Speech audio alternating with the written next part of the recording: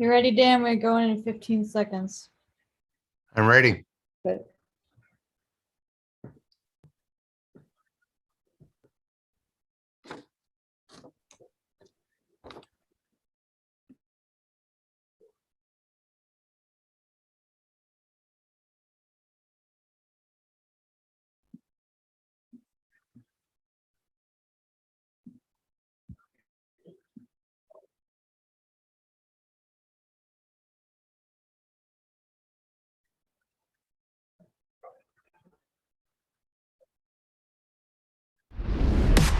We welcome Daniel Burrus, who is considered one of the world's leading technology forecasters and disruptive innovation experts. Over the past 30 years, he has established a worldwide reputation for his exceptional record of accurately predicting the future of technological change and its direct impact on the business world. He is a strategic advisor to executives from Fortune 500 companies, handpicked by LinkedIn as one of their first influencers. Now with over 1 million global followers, given over 3,000 keynote speeches, and is the author of 7 books, including the New York Times bestseller, Flash Foresight, and his latest bestseller, The Anticipatory Organization. Burris is a highly innovative entrepreneur who has founded 6 businesses, 4 of which were national leaders in the first year. He has been referred to by the New York Times as one of the top 3 business gurus in the highest demand. Ladies and gentlemen, please welcome Daniel Burrus.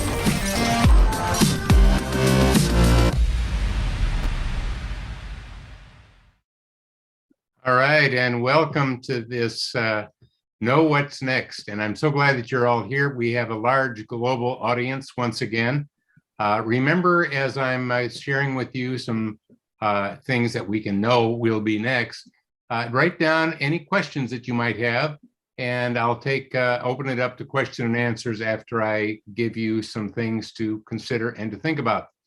There is a lot going on. There always is, because technology is accelerating beyond exponential levels. That's one of the things that I've shared with you over the past, where the pandemic forced us to go digital, and it made everything from remote work, which we could have done before, blew up with Zoom and other things like that, as well as remote monitoring of patients and doing online check-in for your doctor, and teleeducation, telehealth. I mean, you could go through the list. It's quite amazing how we've expanded beyond exponential. In some cases, advancing 10 years in just a matter of a couple of years.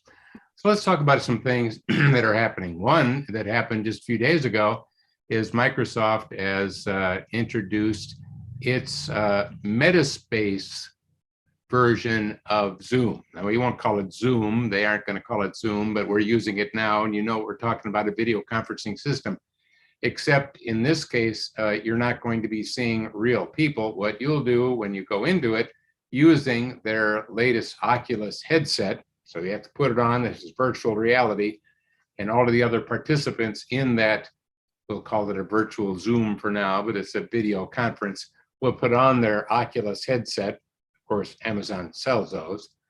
And when you get in there, and this will be free of charge at first, and companies and anyone can use it, what you'll do first is you'll pick what your avatar, what you look like. So everyone will get a chance to do that. And then you're in a meeting space. And depends on how many people are in there, but let's say there's 5 or 8 people, you'll see them seated around. And because if you've ever used an Oculus before, you have a little thing on each hand so that your hands can make motions, and your head moves when your head moves, and it goes like this, and you can hear the person talk. And again, they kind of look like themselves. And there also is a way that you can show slides, graphics in that room. You can also have one of you, if you're virtualized, you can stand up. Remember, you look kind of like a cartoon character, but you can stand up and you can use your hand to actually write on a screen. And then you can click a button and erase it if you want to. So it's the idea of what's called the metaverse, which means it's the universe, but it's a digital representation of it. One of the, that when he debuted this, he did it on CBS earlier this week. and he had Gail King, one of the CBS morning reporters, using the system. And she asked an interesting question of Mark when he was showing it to her. She said, well, this is really fun and really fascinating, but don't people want to be with other people? Don't they want to see them? I noticed that you don't really see the subtleties of hands and eyes and the expression of the face and the muscles of the face. It's hard to tell emotions. It seems like you're kind of hidden behind this cartoon character.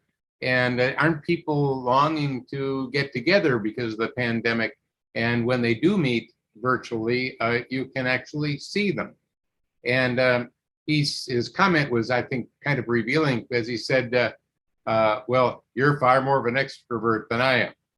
Now, of course, that is giving us a little idea of why Mark has liked this so much. He would rather not be in a live meeting. He would rather be a virtual representation of himself.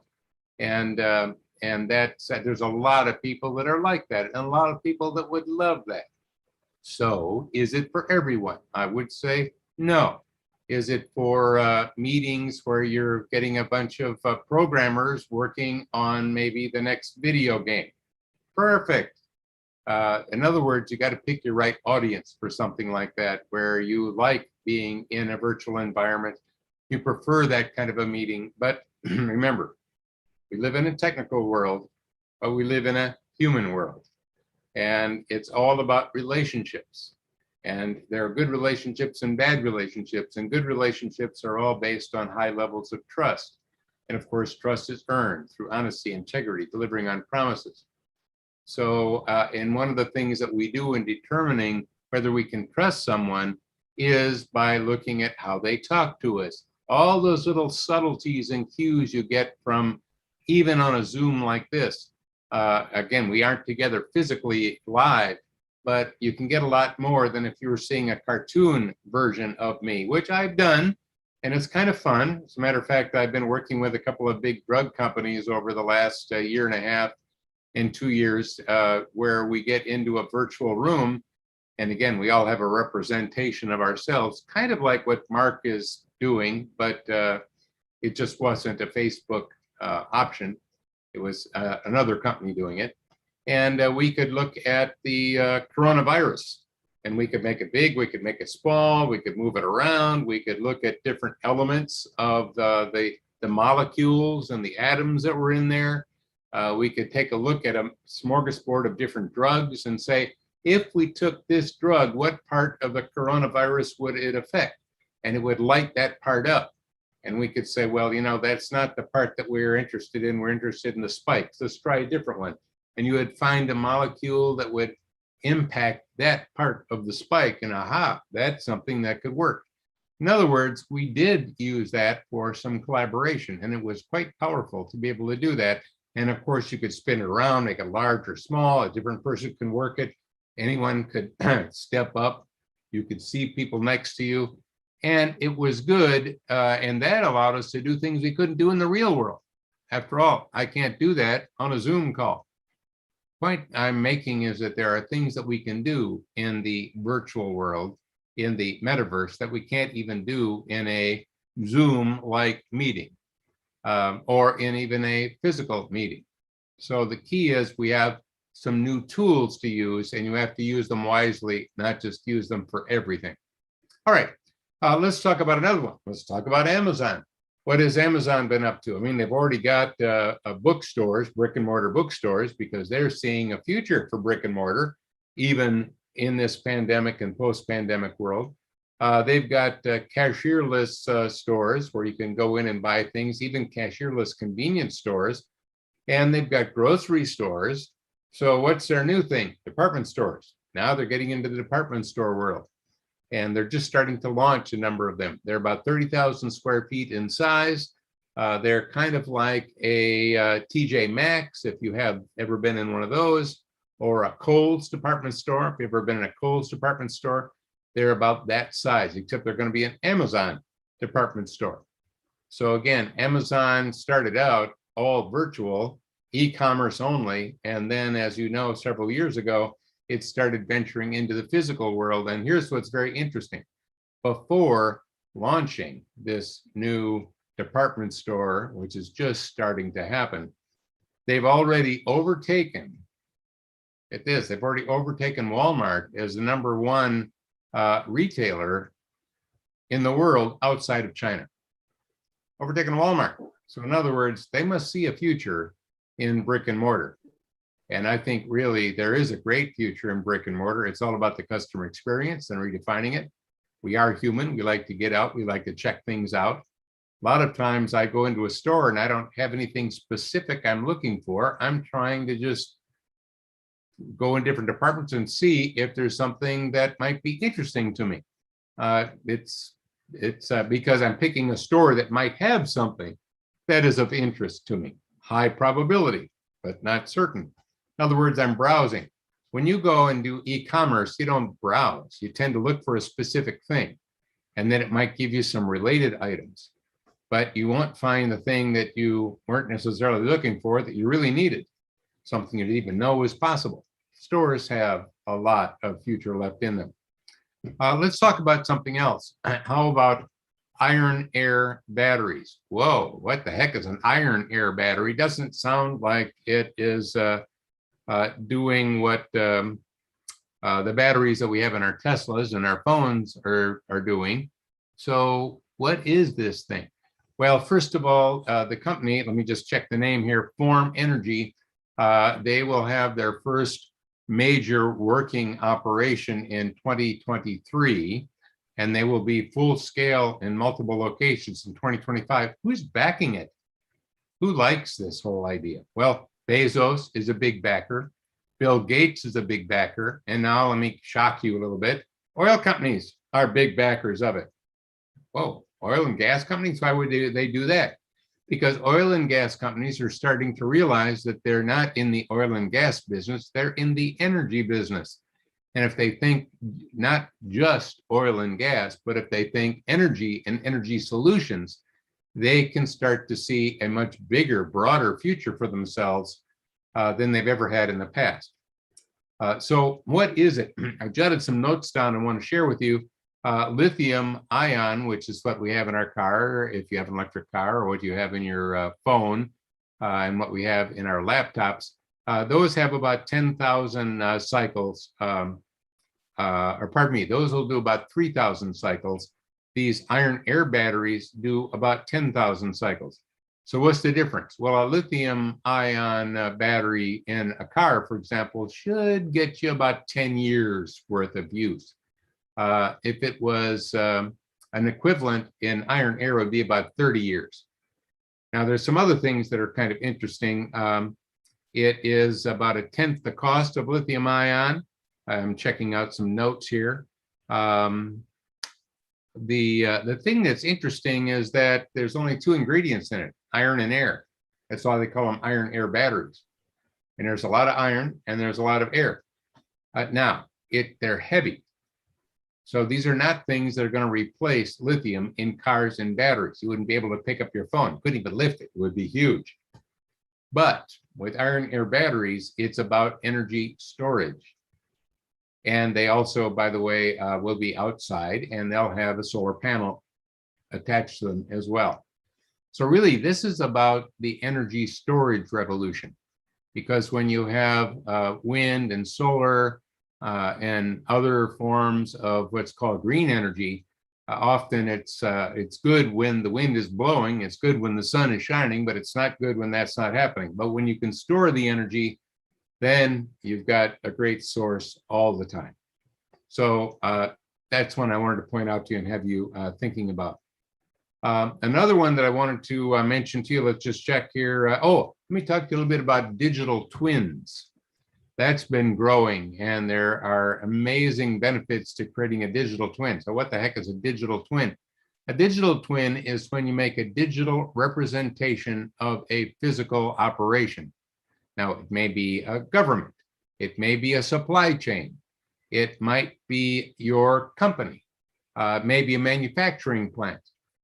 There are many different things that you can do a digital twin. So why do you want to have a digital twin?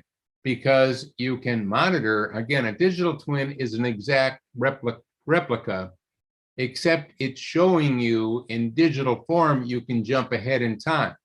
In other words, you can see how to do predictive maintenance, solve problems before they happen. You know, I like to call it being anticipatory.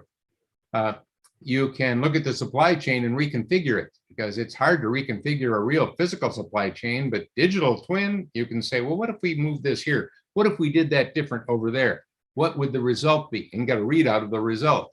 And then if you like what's happening, you can change the physical one to match that. Let me see, I've got some, it's great for monitoring operations, be able to predict, do predictive maintenance. I mentioned that already. Optimize supply chains, mentioned that already. Also improve the customer experience in stores, because to change things around in a physical, tangible store, you have to have people come in at night and do all of that before you open up in the morning and see if that works. But with the digital twin of the store, you can use AI and other technology to move things around and see how that would reshape the flow of traffic, how it might get people to pick things up that they aren't picking up, to see things, to buy things that they wouldn't be buying based on their behaviors in the past. Anyway, keep an eye on digital twins and ask yourself, is there a way that I could use that we could create a digital twin of what we do, depending on the kind of work that you're doing. Okay, what else? Let's talk about, let's see, I jotted some other ones down. Oh yeah, green leaf fuel. That's another one that is really big. As a matter of fact, I was just earlier today on a call in Germany with the head of R&D of Merck Pharmaceuticals. 130 years old, actually 134 years old, one of the oldest drug companies. And I've done work with them over the decades and over the years, and I'm actually a partner in an innovation challenge that we're doing. By the way, if you're interested in that, there's a €100 prize annually for that, and that's a good amount of money. And did I say €100 prize? Oh, no, it's not. It's a €1 million prize. Ooh, better yet. So when you have €1 million annual prize, and this one coming up in 2022, if you got ideas for it, it's around global warming and fighting that. It's about climate change, anything that can help with that.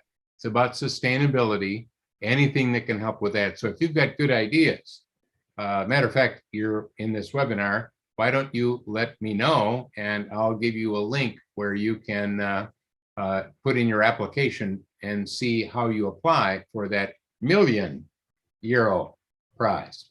I'll be writing some articles and some blogs on that coming up to get you excited about it. So I brought up green leaf fuel because that was one of the things that he mentioned that is got a lot of interest.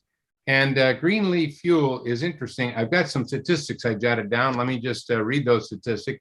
It's 25% higher fuel economy, 50% less exhaust, 85% lower emissions, 50% less maintenance. You can use a regular gas engine and it gets converted to what they call green leaf fuel. By the way, green leaf fuel, what the heck is that? It is using hydrogen. And now there's ways of getting hydrogen using natural gas, which of course is back to carbon. But there's also ways of getting hydrogen by using green energy and storage and converting it to hydrogen, which is where there's a lot of interest and there's a lot of progress going on already. Actually, Toyota is one of the leaders in hydrogen fuel engines and trucks and cars. They've been doing a lot of research over the years on that. And in Europe, they're doing quite a bit as well. So it's another one to keep an eye on.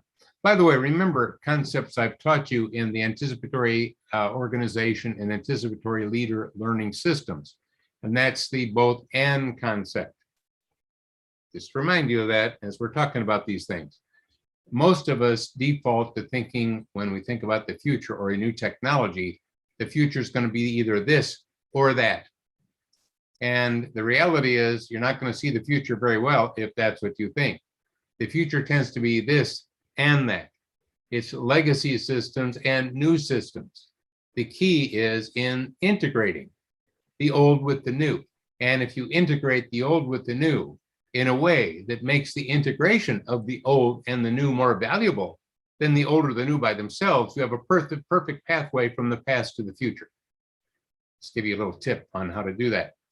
So when we talk about green leaf energy, or when we talk about iron air batteries, we're not saying that's what it will all be. Matter of fact, there is a future for gas and oil. Oh yeah, absolutely. In the past, we used gas and oil for everything, almost. And because it was cheap, easy, high energy output, and so on, what we're going to increasingly do is be much smarter about where and how we use it, so that now we have a palette of other choices. And we're going to use a wide palette of those choices depending on the use. Let's go back to the Zuckerberg thing that I mentioned earlier, and the idea of a virtual version of video conferencing like Zoom. And that is, again, it's a both and world. It's not an either or world. So we're going to be doing physical meetings. We're going to still have virtual meetings, and there could be metaverse meetings using VR, like I talked about earlier. The key is deciding what do you want to accomplish in that meeting, who's in that meeting, and what will maximize the results of that meeting. So when I was talking to the head of R&D at Merck, they want me to speak at their big annual global conference in Germany in 2022. And but as he said, with Delta and other things taking place, we're not 100% sure if we're having that meeting as a physical meeting or not. We think so. We're planning on it. And what I did was said, well, first of all, using the both and concept, all meetings going forward, if they're smart planners, will have a virtual component to it, even if it's a physical, tangible meeting. Why? Because you expand who can attend. And there are a lot of people that would like to attend, but maybe don't have the time, can't get in, it's too expensive, don't want to spend all that money on restaurants, and bar bills are high, and so on.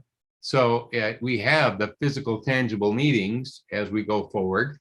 And by the way, we want to do something that maximizes the fact that humans are getting together. If we don't, why would you attend? So we have to make sure that we're really making good use of the fact that you traveled and got together physically. All right. But we also want to open it up so that we can have some virtual people there, because there'll be a lot of people that we could expand and also charge them for attendance. I also talked about the fact that in the last year and a half in my working with meeting planners and for big events, having usually you have vendors that are at these big meetings. And vendors, when you do a virtual vendor meeting and you do it right, you can take a physical vendor meeting where they get together with in a big conference hall with all their goods and all their salespeople and so on to talk to attendees. But if you also add the virtual version in there, it can go on for a week or two later by special appointment with a virtual, think of digital twin, representation of what you were showing right there in that physical convention center. It's another use of virtual twins. So I talked to him about that. And of course I said, well, I could beam in as a 3D hologram in that meeting. So I could be on stage, same size I am now, live, except now you saved airfare. I don't have to fly there, so I could do that. I could be there in person, or I could do a live streamed thing, kind of like I'm doing with you now. In other words, we have options. And there are going to be certain experts that maybe can't make it unless it is done in a virtual way, whether it's beaming in as a three-dimensional hologram or whether it is, coming in as on a large screen, as I'm talking to you right now, except I'm not on a large screen. I'm on your laptop or your desktop or maybe even your phone right now. Okay, let's see. I had a couple of other things I wanted to talk about. Let's just talk about, well, let's talk about meetings. I already brought that up, and I know there's some people in here that are interested in meetings. Remember, if you've got questions, jot them down. We're going to open this up to Q&A pretty soon. I've had, and as you know, I do a lot of speaking, both nationally and internationally. And in the meetings, a number of the meetings for August and September have now moved to virtual or 2022 because of Delta. So we're starting to see Delta have an impact once again on the meetings industry. And I think that you will see, I still have some events that I'm doing live coming up in a few weeks, as a matter of fact, but we're starting to see some do what they did in the past when there's a surge and put their meeting off. So what I see is very large meetings, talking about thousands and thousands of attendees. We'll have some of those, but not at the level that we had before yet. Probably maybe towards the end of this year for sure, or into 2022. Smaller size meetings, though, when you've got 100, 200, 300, to me, those are small meetings. You'll see more of those continue to be live. But remember, we'll have the component. Now, before I go any further, let me stop and remind you that this coming Tuesday, that's the 31st, I'll be holding a deep dive. And we're going, in that deep dive, I take one of the 28 lessons in the anticipatory organization learning system and the anticipatory leader learning system and go very deep into best practices, what the best companies and the most high-performing individuals are doing. In this case, I'm going deep into the subject of failing fast in order to learn faster, and how to use that to accelerate innovation and growth, and basically get to the future faster. So there are specific steps and strategies to failing fast in order to learn faster. And frankly, that's one of the things that I did when I started my first business. Some of you know I taught biology and physics and science basically for about 8 years. And then when I started my first business, I knew I would have to fail fast because, hey, I couldn't afford to fail slow. I was coming from education. I didn't have a lot of money. And that helped me tremendously because by failing fast, I learned faster. And by the way, failing fast is not about giving up. So what's the difference? Well, attend that deep dive and you'll find out and much more of how you can move forward faster, accelerate innovation and growth with fail fast to learn faster strategies. If you, Jennifer, I think you can put a link in the chat where people could go to register for that event. Remember, unlike this one, the deep dive, you would want to become part of my anticipatory leader learning system to do that. And that means you can do that when you register, and you'll get access to my learning system, which is an award winner. Many of you are doing that are here right now. You'll get access to monthly deep dives like the one I'm doing this coming Tuesday on different subjects. You'll get access to tools and resources. You'll get access to a community of other people that are becoming anticipatory versus reactionary around the world. So it's really a membership that you would be becoming part of. So that's the deep dive. Don't miss it.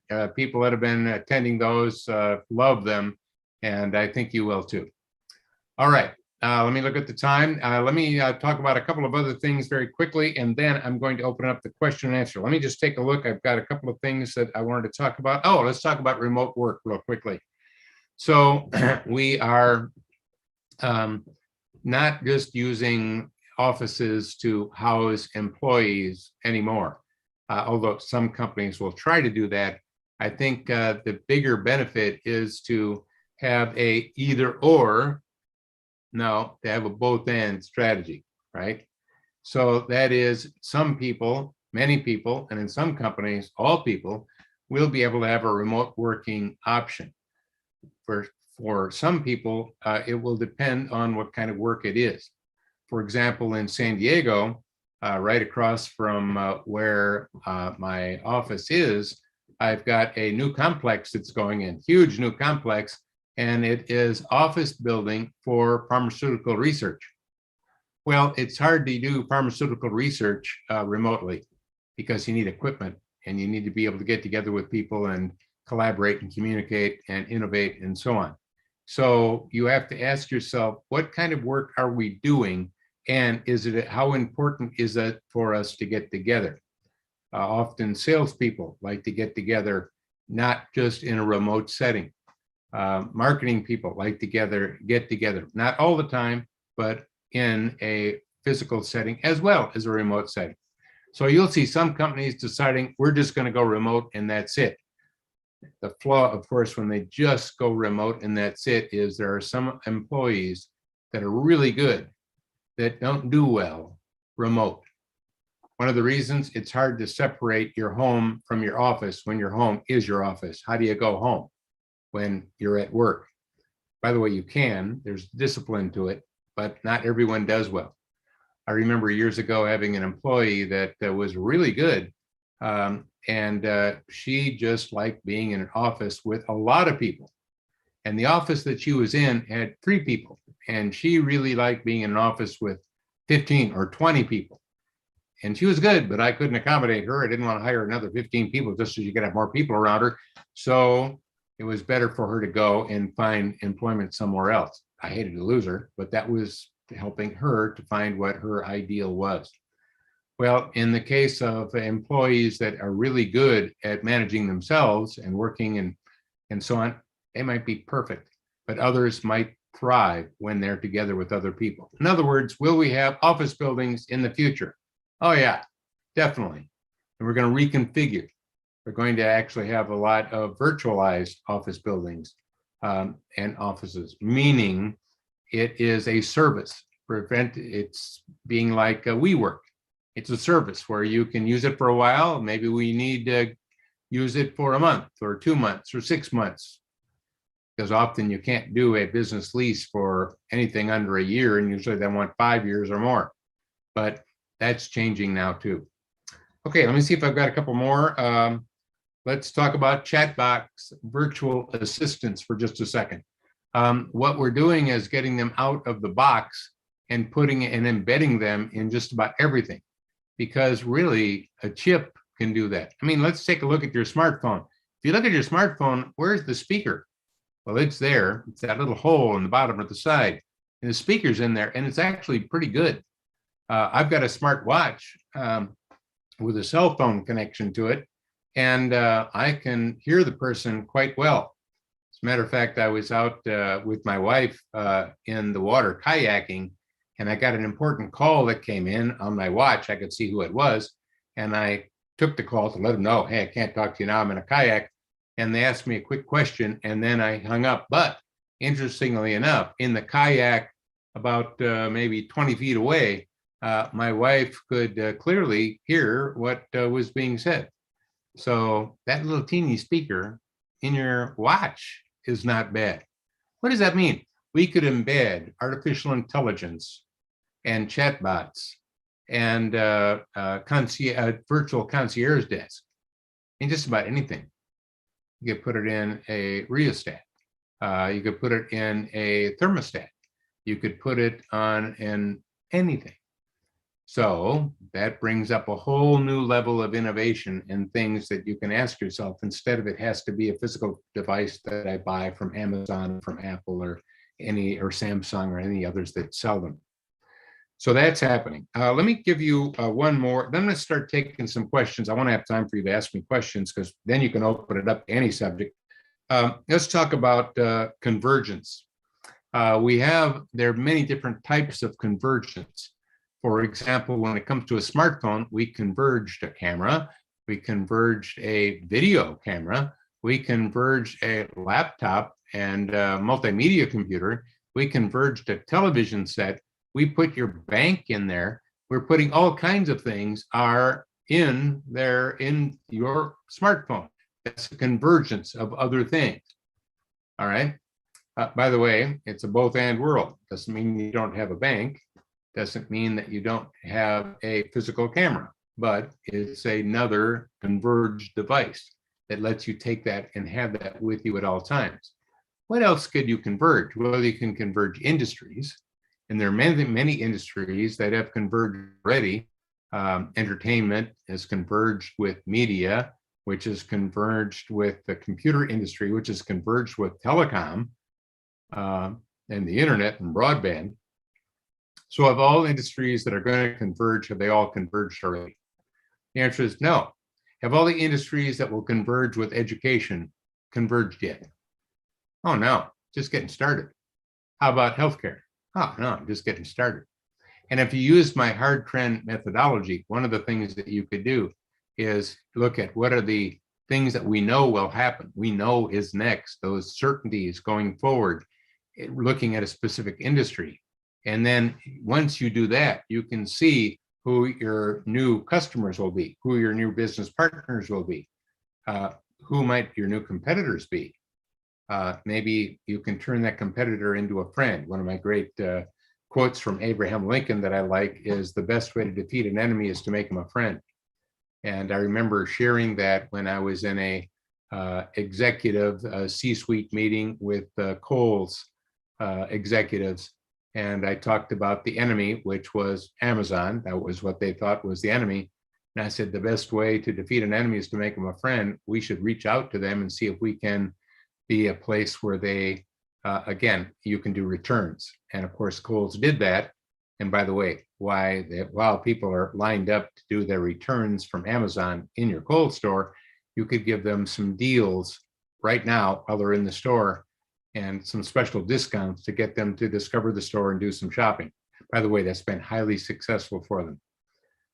All right, let's open it up to some questions. Jennifer, I know we've got some. Let's see what we have.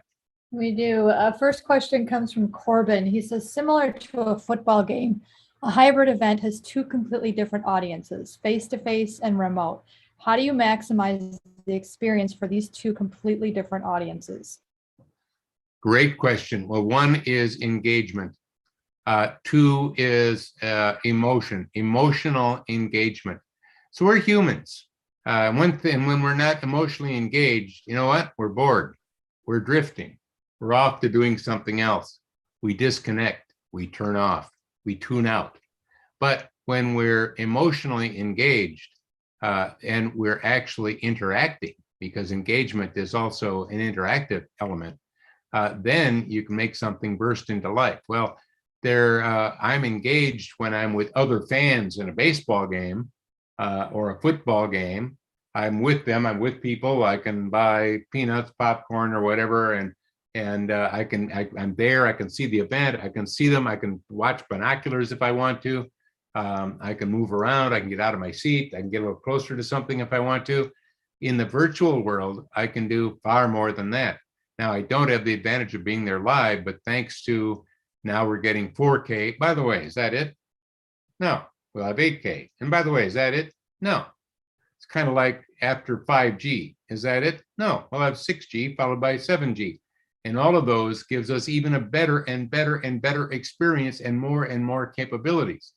So there will be sporting events where you can, augmented reality glasses will be coming out soon, which allows me to overlay things on top of my visible world. That's why it's not virtual reality. I'm not closing off the regular world. I can see the regular world, but using like a rheostat-like device, I can blend some data or some other information or some video over the normal world that I'm in so that I can see things. Well, I could see a company that sells you an app that is an augmented reality app that you can use with your augmented reality glasses when you go to a physical football game, so that you can pull up stats or get information about the person that's running or whatever you would like. As a matter of fact, you can use your voice to call up the information because, as I said, you can embed intelligence in anything, including a pair of glasses. So a form of virtualization, augmented reality, can even take place in a real live event. Of course, the other extreme of that is virtual reality, where I'm now in a virtual event and I can see all those things taking place, and but I'm seeing them as a representation. But I can make it a very high definition, very cool thing where I can interact with them. I can get different views. I can do anything that I want. So there are many forms of that. The key answer I'm giving you is emotional engagement. So if you're increasing the emotional engagement and giving the ability to participate, then in what's taking place, to actually change my view, to change my action, to see things differently from a different perspective. Now you've got something. Okay, let's take another one. The next question is from Lorna. How do we ready the workforce, human side and employees, to be innovative? Well, really great question. I think we're in the golden age right now of innovation. And innovation is really about, a lot of it is about problem solving. There's a problem and you need to solve it. Or you hear about a new technology and you want to see, how could I apply it? How could I use it? Now, Lorna, I don't know if you're already a member of the anticipatory leader system or anticipatory organization system. If you're not, I really would advise you to do that. By the way, when you go to the link for registering on the deep dive this next Tuesday, which is a way to get in, we do give you a discount to get in if you do it right now. So consider that, because one of the 4 main modules is around innovation. And again, for those of you that are here that are already in the system, you know this, but for Lorna, who may or may not be, one of the ways that we can get people ready for it is to help them to understand, first of all, find some certainty. So when you understand the difference between a hard trend based on a future fact that will happen versus a soft trend based on something that might happen, it's basically an assumption that may or may not happen. Once you can find that certainty and you can see the opportunity tied to that trend, remember, a trend by itself does not add value. You've got to have an opportunity related to it. So if it's a soft trend, it's the opportunity to influence it in a positive way. If it's a hard trend, it's the looking at a disruption before it disrupts. Or if you're looking at, for example, I just talked about augmented glasses, and I gave you a application that doesn't exist right now. Applying it to having that app be something you can download if you own those glasses. By the way, you'll get those glasses from who? You'll buy them from Samsung, you'll buy them from Apple. They're going to be coming out with them soon, and they're going to be unbelievably great. You're going to like them. So the advantage is, well, you can develop apps for them. That's how they work. Apps makes your phone work too. And there's people have made billions of dollars. I've made money developing apps for phones. So this is apps for sporting events. So, and by the way, that would be disruptive, wouldn't it? That'd be innovative, wouldn't it? And by the way, will that happen? And the answer is yeah, because if you can think of an innovation like I just gave you, and you know that could be done, probably it will be done. And if you don't do it, someone else will. So you'll want to help them to understand the difference between hard trends and soft trends. That would be a way so that they could look at what are those things that we can be certain about going forward. What are those things that we do know going forward? And what are those things that we can influence that we're not sure about? And then you tie that to your business and siphon it down to taking 1 or 2 things that you can act on. A couple of other quick things in the learning system we have under the innovation area is how opposites work better, how to take your biggest problem and skip it, how to identify what the real problem is instead of the problem you think you have. There's all sorts of different methodologies for being more innovative. So it's a big subject you asked. At least I gave you a few things to think about. Let's have another one. Okay, question from Desmond. Due to the trade war between the US and China, will China be decoupling with the US and or other countries? Yes, well, trade wars and the escalation or de-escalation of a trade war is indeed a soft trend, meaning that is not a future fact. We're dealing with a trade war right now that was started roughly about 5 years ago, and that trade war has continued, and we can let it continue, and we can, as the US, remember we have a global audience here, we could escalate it by putting more tariffs on and so on. But on the other hand, we are in a global world. And if you're a business, you probably would like to not just sell in your country, you'd probably like to sell in other countries. China would like to sell in the US. The US companies would like to sell in China. So, and that brings abundance for all. So I think, so my first comment here is that a increase or decrease in the trade war is actually going to be a matter of politics. If you looked at and surveyed manufacturers, they definitely tend to not like trade wars, but they also don't like having governments underwrite the expense of items. In other words, we get the cost of steel down so low that it drives all of the other countries' companies come out of business. Then we raise the rates back up again. That's usually the kind of thing that triggers trade wars. So what I think we'll see with China, the biggest worry I have for whether it's Great Britain or Germany or the United States or India or anywhere else, is that what if China doesn't need us anymore? In other words, when China's internal market, which is so gigantic, when they get upscale enough and they get enough people in a China middle class where they can buy a lot of stuff, they could do quite well without us. Now, again, they would like to have us, but they could do amazingly well without us. Many of our companies here in the US, as well as in other countries, how well can we do without them since they are so gigantic, and how can we continue to grow? So I think we're going to see some ebbs and flows as it takes place because there's mutual advantages here that both sides are going to want to benefit from. One other little comment I will make about globalization, because a lot of countries and leaders of countries, again, it's not the country, it's the leader, have become more isolationist, meaning we just will do our thing and we don't care about anybody else. But the problem is that globalization is enabled by technology. I mean, it started with shipping, then airplanes and the internet and everything else. In other words, the only way to stop globalization is to turn off all technology. And we're not about to do that. So globalization is still here. It just goes through different morphings. It changes over time. It even can transform over time. So globalization is definitely here to stay, whether we like it or not. The key is, how do we maximize it? So there's a part that I can't predict, politicians. There's some other part I can predict, and that is mutually beneficial to find ways to work together. Okay, let's try another one.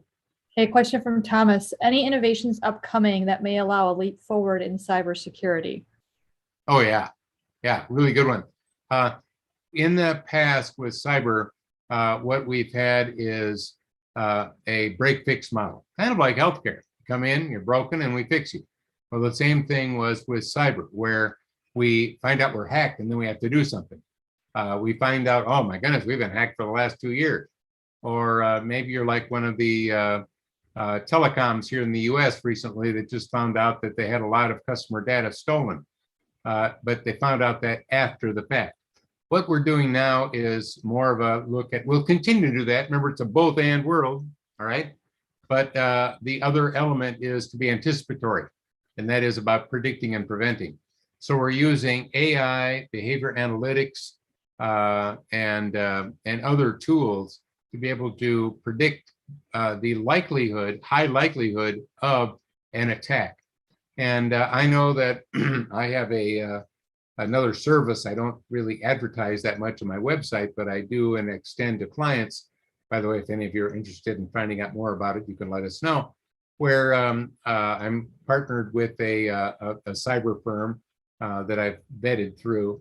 And what they can do is do a very quick cyber assessment of you using just publicly to see how vulnerable you are. And once you see how vulnerable you are, they can tell you, all right, so here are the things that are not working and you need to work on, and you can just go fix them yourself. They then can also come in and work with your staff to teach your staff how to fix it, or they can come in and fix it for you. And they can also put up a cyber shield around your organization. So what I found with that is kind of interesting is that just about every company that I've gone to and done one of those quick cyber assessments for had amazing loopholes and amazing problems that were there. It's kind of like, well, walking around with your zipper down. At some point, somebody's going to notice. So it was really good to close up those loopholes, get those zippers zipped up, and that helped them out quite a bit. One other one that I want to give you, though, that's really a pretty cool breakthrough. There's a company that I've worked with because I've done a lot of work in the defense area, and there's a company from within the Department of Defense area that has a way of doing 5G that has got very high cybersecurity. And it is, think of it as a private 5G network that can be done for a large manufacturing plant, maybe a pharmaceutical manufacturing area where there's like 30 buildings. But you can put up this cyber shield, basically, using this 5G towers that they put up that are not for the public. They're just for you and for your employees. And it is quite a powerful system that really takes you off the grid and away from being able to be hacked. So you'll see more solutions like that. One last one I'll give you, and that is, of course, a problem and an opportunity, and that is quantum computing. And already Amazon has got quantum as a service. In other words, they've taken quantum computing, which is still in its infancy, but getting to where we can actually do some things with it. Small yet, but it's moving fast. They've actually created it as a service, so you could use their computers to experiment with quantum. When quantum gets fairly soon into a full application phase, it will make all of our security systems that we currently have obsolete, and we'd have to have quantum security systems. So what's the future? Well, it's quantum security systems, absolutely. So if I was thinking about creating a startup, I might be thinking of going with quantum security right off the bat, because that's going to be huge, and everybody's going to have to move to that very fast when all of a sudden we get to that point. So I'm giving you another really big idea there that you can think about. All right, let me take another one. We've got a little bit more time left. I like to maximize our time together. Thank you for staying with us. Anyone else? Yep, question from Robert. On the Amazon department store, do you think it will be primarily focused on the browse experience to prompt me to buy a new item I did not know about, like sharper image experience? Yeah. Now again, they haven't revealed all that they're doing yet, but they're talking about 30,000 square foot department stores. These are not small. And you got to remember that Amazon has private labeled a lot of products. In other words, they make now shirts and pants and all kinds of things. I mean, there's a giant list of products that are actually now Amazon products, way beyond just electronics. So, because they've done, again, kind of a private label, which means they can make it and put your label on it. So they've really expanded. They're quite big. That's why Bezos has so much money. So anyway, I see it being a physical, tangible store, department store, but they're really going to be focusing on the customer experience, having very knowledgeable people that can help. But better yet, you will find a lot of that embedded chatbots, like I talked about, where you could ask a question, get an answer. You will see a lot of giant screens. Think of your big home television screen. Maybe it's turned sideways, and you can go in and it's touch, and you can get infinite inventory on that and buy and order and have it delivered to your house probably before you get home. So it's going to be a combination of high tech and high touch, because it's all about the customer experience. They'll also have a warehousing component to it as well, I'm sure, because that's actually one of the things that Amazon is doing with closed department stores, is turning them into warehousing. Okay, let's take another one. Yep, question from Alonzo. How do you foresee the future of business models for information-based B2C solutions? Yeah, well, first of all, let's remember there's a difference between data, information, knowledge, and wisdom. And I think the real value is in the actionable knowledge and wisdom, not in just the data and the information. So we're in the information age. Actually, we've probably evolved into, and if you go back to my Technotrends book, which I wrote in '93, I talked about the information age would morph into the communication age, which we're in now, because of course I'm doing that. We're communicating right now. We got our smartphones, we got our smart watches, we got all these ways of communicating. We also have ways of collaborating remotely. So when you're talking about B2C, there's many, many new ways to reach customers in B2C. Of course, social media continues to morph. We've got audio only social media like Clubhouse that's going strong, and we'll have other audio only. We're going to have VR social media, VR only. We're going to have AR only social media. Many new ways to reach customers because there are new devices and new ways that people are going to be using technology, wearing technology, and applying technology. So stay alert to the new social platforms. Remember, when you think social media, the key word is not media. The key word is social. It's about communicating. It's about engagement. It's about keeping people engaged.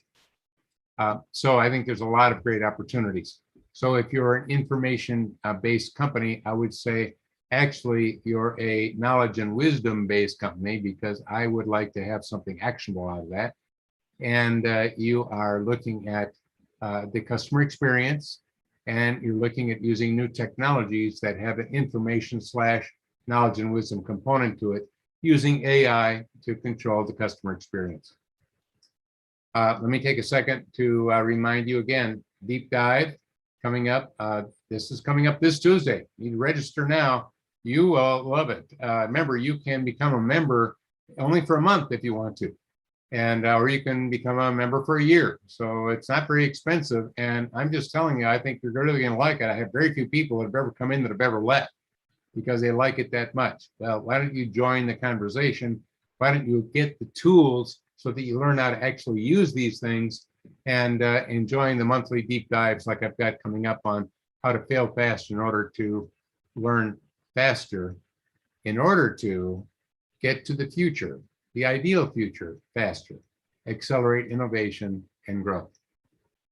All right, well, at the end of this deep dive, I want to thank you all for being with me, and we'll do another one a month from now. And of course, we got the deep dive coming up. Thank you all. And remember, it's about staying healthy. It's also about thinking big. No, it's about thinking bigger than big, because we have more opportunity right now than we've ever had on planet Earth. So don't just see all the negatives out there, all the bad news. Notice there's a lot of really good news, a mountain of opportunity. Don't let it be fogged in by the bad news. Blow the fog away, and you'll see there is amazing things that we humans can do together. Thank you.